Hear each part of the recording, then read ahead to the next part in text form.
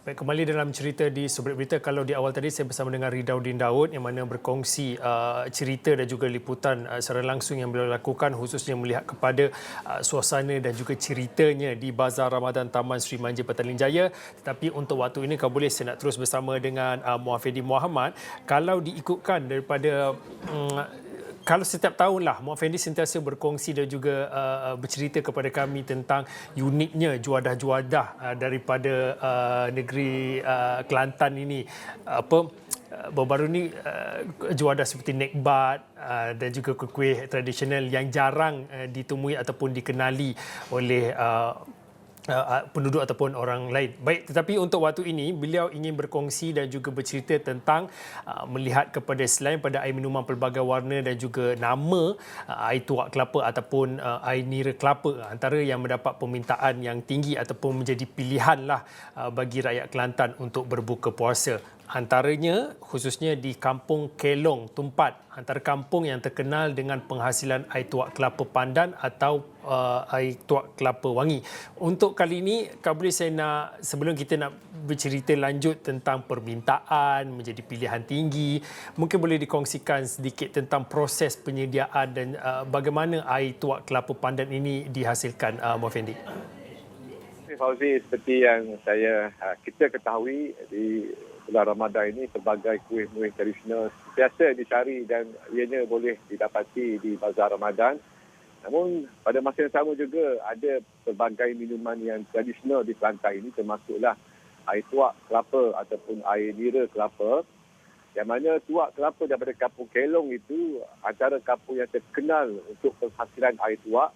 Yang mana tuak yang dihasilkan dari Kampung Kelong itu adalah dari kelapa pandan dan juga kelapa wangi di mana kandungan airnya agak lebih sedikit.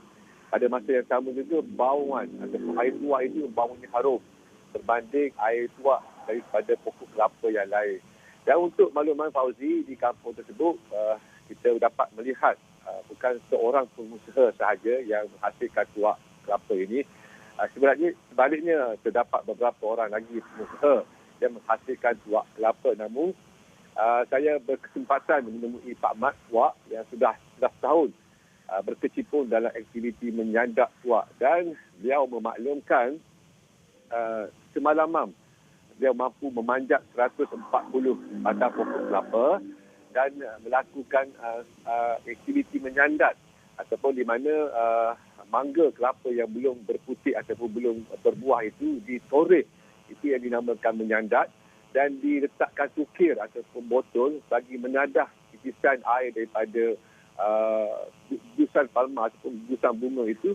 Dan apabila air itu penuh, biasanya memakan tempoh hampir 4 jam. Air itu ataupun nira kelapa itu akan dibawa turun dan diisi dalam tong. Dalam proses pengisian tersebut, beberapa petua ataupun beberapa saya kira mungkin akar kayu ada setengahnya memanggil sebagai cengal ataupun parutan cengal yang dimasukkan bersama dalam air tuak itu bagi memastikan tidak berlaku orang kata tuak yang mabuk ataupun tidak berlaku limpahan asid ataupun gas yang terkandung itu. Jadi apapun pasti kita dengarkan apa yang dikatakan oleh Pak Mat Tuak itu sendiri. 140. Sehari? Oh, jadah? Maksudnya kalau kita sahaja ni, boleh putih asin macam ni, berapa kita start tu? Kita start malam pukul 11. Malam. Habis pukul 4 pagi. Mana sudah malam start naik pokok? Start naik dah. Habis pukul 4 pagi. Lepas petel, lepas lalu kita naik. Baru naik? Jadi 140 pokok ni biasa berapa tong kita boleh air? Tentulah kadang-kadang air boleh 10 tong. Kadang-kadang 11 tong. Hanya pandai lah. Pandai lah. Memang punya mana dia rasa biasa pun punya biasa? Dia lain sikit lah. Sebab dia rasa pandai. Kalau kapur ni, dia suruh lagu mana tak? Biasa jual lagu mana? Kadang Kalau kat jual, botol satu 13. Lepas tu dari plastik 5 ya 10 ya. Sehari-sari kita ni berapa jual dia? Sehari-sari kadang-kadang tu kadang-kadang tu kalau pendapat teh tu bolehlah dalam 500. Rasanya setakat mulai puasa ni tak aje mi lagi lah. Mari. Walaupun dalam 30 kilo pun elok lah marinya. Apa mai beli sini sebabnya kita tertuari mai beli sini tertuari sebab kita boleh tengok dia punya nyadak ke apa lain lah kalau beli di tepi jalan tu kan kita tak tahu mana lagi kan. Sini kita tengok orang tunggu daripada pokoknya lagi. Rasa dia mana? Rasa memang pure lah sini. Muhammad Fendi, kalau melihat dan juga mendengar daripada cerita Muhammad Fendi tentang betapa rumitnya proses untuk menyediakan air tuak kelapa ini, mungkin saya juga nak tahu berapa sebenarnya harga yang dijual untuk air tuak kelapa ni. Kalau sebotol tu berapa ringgit ataupun dijual satu tong, dan di mana sebenarnya mereka jual? Adakah mereka jual di pasar ataupun di bazar Ramadan atau hanya di depan rumah ataupun bagaimana? Sebenarnya Fauzi, semasa saya membuat tinjauan di Kampung Kelong itu, ianya terletak di suatu kawasan seluas 3 hektar yang ditanam dengan pokok kelapa wangi dan juga kelapa pandang. Dan di situ juga tukir ataupun tuak yang ditadah itu diproses ataupun diambil terus daripada pokok, dibawa turun dan dimasukkan ke dalam beberapa bekas geling ataupun botol yang besar yang isiannya lebih daripada, saya kira, dalam 20 liter. Dan yang dijual secara runcit di gerai ataupun di hadapan kawasan kebun Pak Mat itu berupa jenis tuak yang fresh yang dimasukkan di dalam botol, yang mana botol 1.5 liter itu dijual dengan harga RM13. Dan untuk botol mineral yang kecil sedikit 500 ml dijual pada harga RM5. Dan bagi pemborong ataupun peraih yang datang daripada luar, daripada kawasan Tumpat ataupun kawasan yang berhampiran, saya andaikan mungkin daripada Jeli, daripada Kuala Kerai ataupun daripada Gua Musang, mereka yang datang ke situ biasanya membuat tempahan awal terlebih dahulu. Ini kerana seperti kita ketahui, kadar ataupun tempoh masa tuak ini tidak begitu panjang. Biasanya daripada tempoh beberapa jam sehingga ke sebelah petang itu mungkin warna tuak itu akan bertukar dan rasanya mungkin seakan-akan nak menjadi seperti yang kata masam sedikit.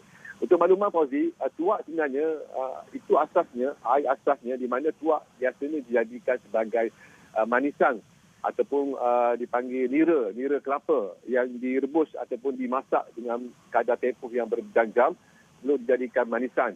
Dan tuak itu jugalah yang dijadikan sebagai cuka tuak. Jadi proses asalnya tuak daripada aktiviti menyandat dibawa turun masuk ke dalam botol, dijual kepada peminat dan juga mereka yang selalu mencari tuak ni secara fresh, secara di waktu berbuka puasa, di waktu di mana-mana saja dijual secara fresh. Pada masa yang sama juga air tersebut ataupun air tuak yang telah dibotolkan itu biasanya dihantar ada pengilang ataupun peraih yang melakukan ataupun yang membuat perusahaan membuat ataupun perusahaan membuat cuka.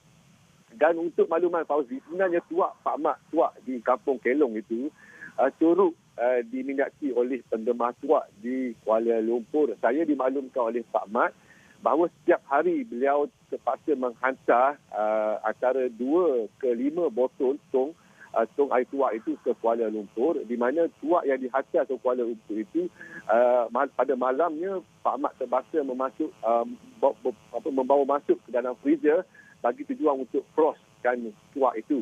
Itu bagi memastikan tuak itu tidak masam dan ianya boleh dihantar jauh luar daripada Kelantan. Ini yang proses Pak Mat lakukan. Sebenarnya saya melihat Fauzi, Pak Mat sudah 11 tahun berkecimpung dalam aktiviti menyandat dan juga menghasilkan tuak ini. Dan setiap kali Ramadan, gerai dia, kawasan dia ataupun kebunnya lah yang menjadi tumpuan bukan saja daripada sekitar Tumpat, Kota Baru, bahkan luar daripada daerah ataupun jauh daripada daerah Tumpat ini. Jadi kerana Pak Mat telah berjaya memastikan keturunan tuaknya, rasa tuaknya yang cukup enak dan ianya agak berbeza. Kalau mungkin Fauzi pernah merasa minuman tuak ini yang dijual di Bazar Ramadan ataupun di bahu jalan, namun tuak yang dihasilkan oleh Pak Mat ini cukup berbeza kerana baunya yang harum, rasanya yang kelat, manis dan juga masam yang tidak keterlaluan dan airnya yang begitu orang kata boleh menghilangkan dahaga anak tekak itu Fauzi. Okey, terima kasih Muhammad Fendi. Kalau ikutkan pada waktu ini, kita kira lebih kurang 2 jam lagi lah nak buka puasa, tapi dengar cerita dan juga perkongsian yang diberikan oleh Muhammad Fendi terliur rasanya. Tapi apapun, terima kasih Muhammad Fendi yang bercerita pada awalnya bagaimana betapa rumitnya proses untuk menghasilkan air tuak kelapa, khususnya melihat kepada di Kampung Kelong Tumpat. Antara yang disebutkan yang terkenal adalah Pak Mat. Pak Mat antara pengusaha, berbelas tahun beliau menjadi pengusaha dan juga peniaga air tuak kelapa. Dan di akhir cerita Muhammad Fendi tadi juga berkongsi tentang bagaimana permintaan bukan sahaja di peringkat kampung, daerah dan juga negeri, malah ada juga permintaan air tuak kelapa Pak Mat ni sehinggalah ke Kuala Lumpur. Banyak sebenarnya cerita yang dikongsikan oleh Muhammad Fendi. Baik, saya kira itu saja untuk waktu ini cerita di Sebalik Berita. Saya Fauzin, kita jumpa lagi.